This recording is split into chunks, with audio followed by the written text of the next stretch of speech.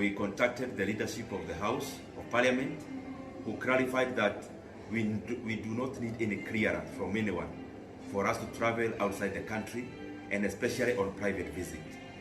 And even after we contacted the leadership and they contacted the immigration officers, bado wakaanza kutuzungusha na tukakaa hapo from actually 1 p.m. when we arrived there. We were only able to travel at 5:30.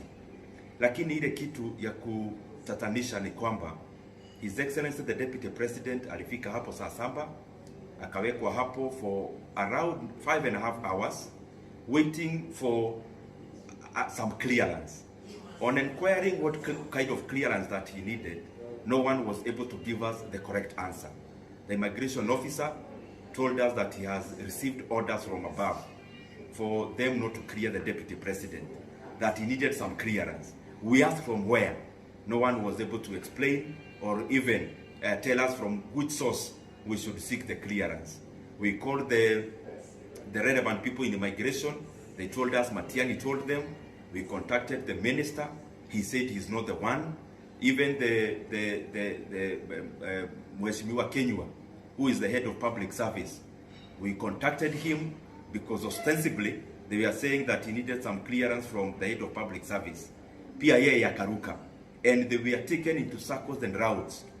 Mimi kwa vile nimekuwa na deputy president, sijawahi ona madharau ile nimeona siku ya leo. We could eavesdrop on phone wakisema ya kwamba ajitambulishe yeye ni nani, ati atoe birth certificate, atoe barua ya chief. Na kutoka hapo sasa tukaanza kuambia hizo zote ni sawa, tunaweza leta, lakini tell us legally what kind of clearance is needed, because we just know when you have a passport, wewe na kama ni country ina need visa, uko na visa, then you should be cleared to travel. Unfortunately, tumeona madharau sana siku ya leo ikipelekwa kwa deputy president, na mimi nimeona ya kwamba this is not the kind of Kenya that we should be proud of. To our government officials,